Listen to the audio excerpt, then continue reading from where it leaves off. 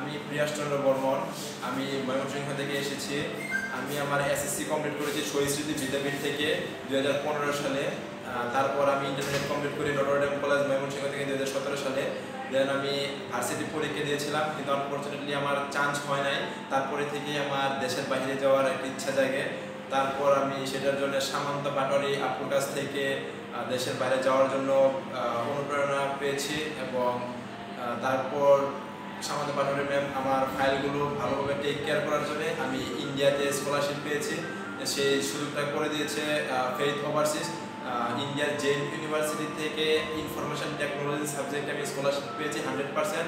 তার জন্য আমি ফেইথ ওভারসিজের কাছে সারা জীবন চিরকৃতজ্ঞ থাকবো। এখন আমি ভিসা ফর্ম হাতে পেয়েছি।